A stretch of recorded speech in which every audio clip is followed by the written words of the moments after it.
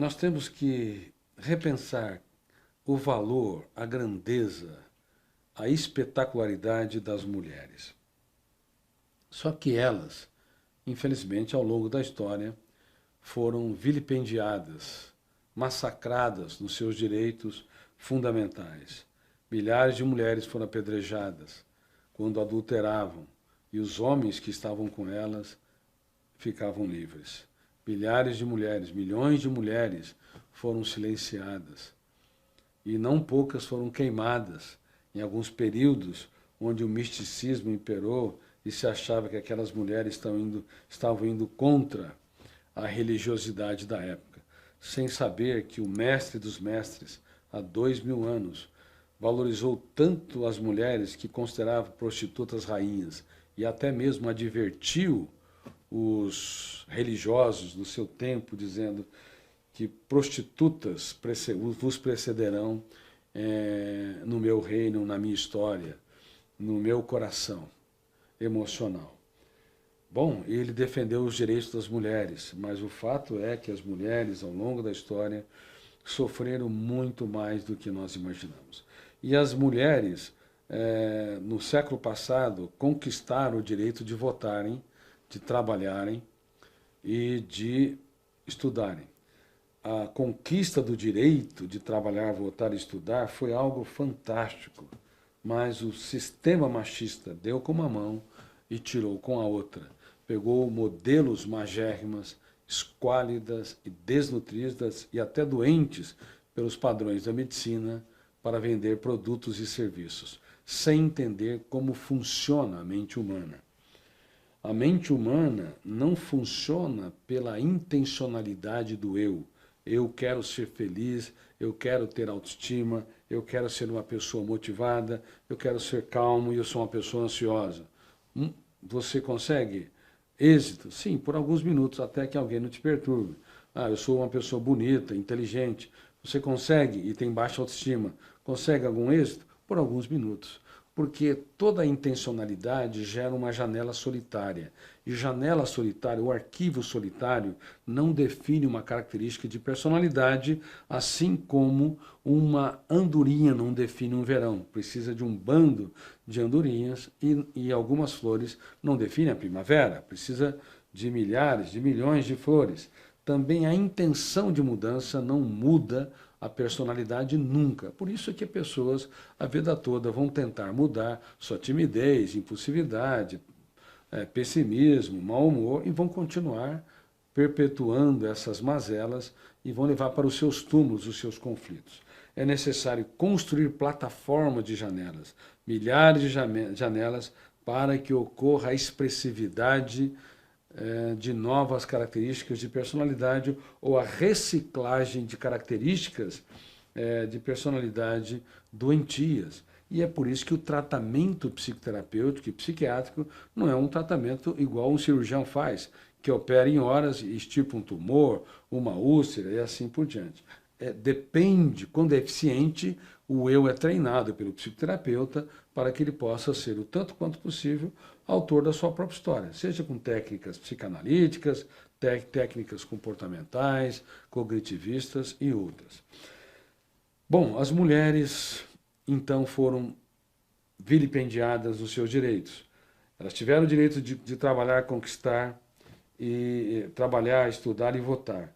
Só que quando se colocou as modelos magérrimos para vender produtos e serviços, não se sabia que há um fenômeno chamado RAM, Registro Automático da Memória, que arquiva não apenas o produto, o perfume, a roupa, a joia, mas arquiva também a modelo, o corpo da modelo, subliminarmente na mesma janela.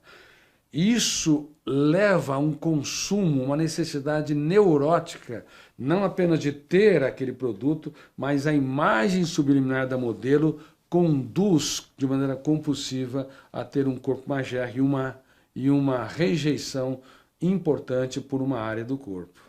E é por isso que milhões e milhões, talvez centenas de milhões de mulheres vão diante de um espelho e têm uma rejeição contumaz por uma área do corpo.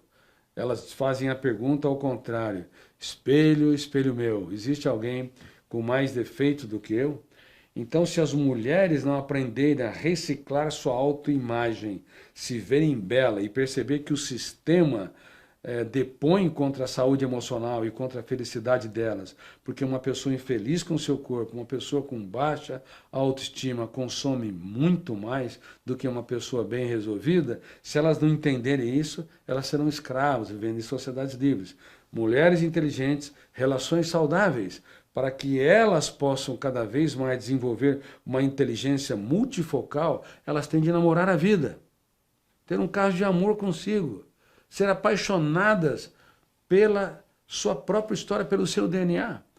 Ainda que o seu DNA patrocinou um corpo que não tenha muitas características das modelos magérrimas. E eu quero afirmar aqui que as modelos elas têm mais possibilidade de desenvolver depressão, anorexia, bulimia, do que a média das outras mulheres, porque elas também rejeitam milhares de outros modelos na sua mente, através do fenômeno RAM, o biógrafo do cérebro, e que não é exatamente o tamanho do seu pescoço, o tamanho do seu nariz, a anatomia do seu busto, do seu quadril, e isso faz com que elas sofram muito, e até mesmo antes dos desfiles, 4 a 6 horas são proibidas de se alimentar para não ter nenhuma saliência no abdômen, o que é um crime sem precedente. Então, mulheres inteligentes, relações saudáveis, passa, em primeiro lugar, pelas mulheres aprenderem a namorar a vida, antes de namorar alguém.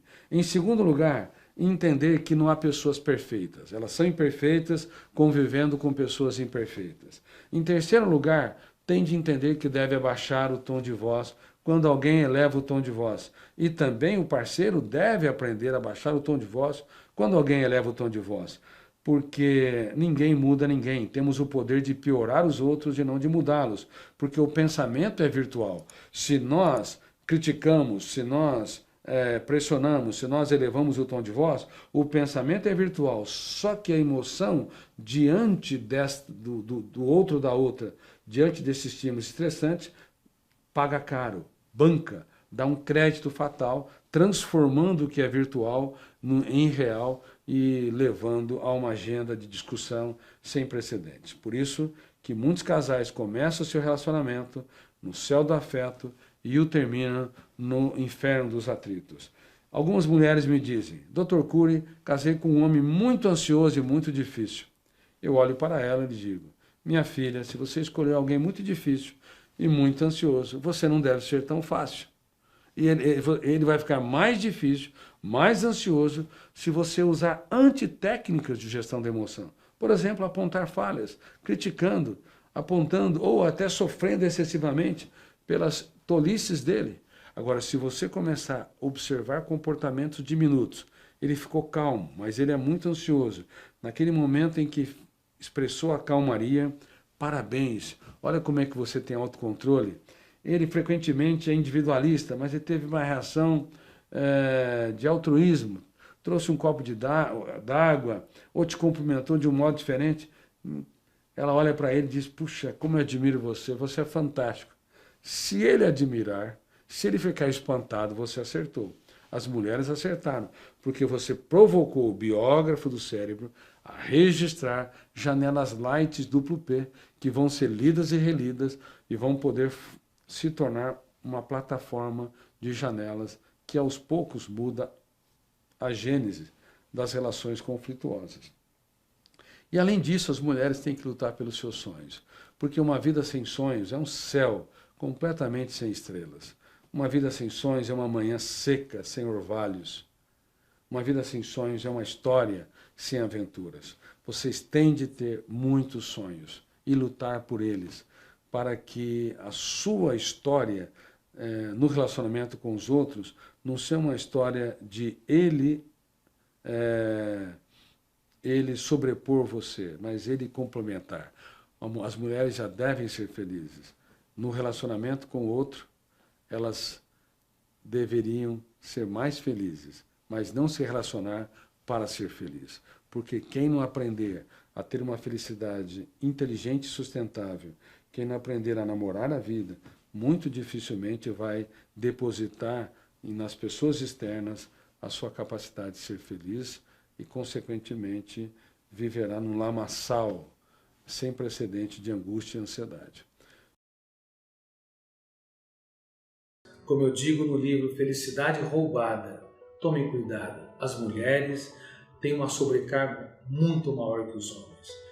Vocês precisam, às vezes, trabalhar duas vezes mais para provar a sua competência que os homens. E, infelizmente, nem sempre têm os mesmos salários quando ocupam os mesmos cargos que os homens.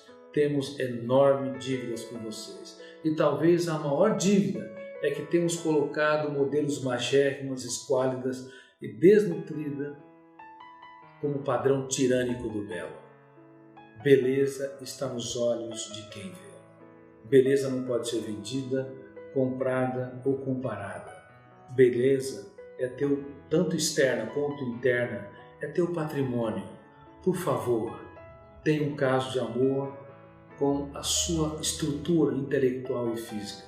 Pode-se fazer, claro, intervenções estéticas, mas não há cirurgia plástica do cérebro. Você pode e deve sempre levar consigo que beleza é algo de foro íntimo. Beleza é ter um romance com a sua própria história. Mulheres dependentes, elas não andam se não tiverem um companheiro ao seu lado.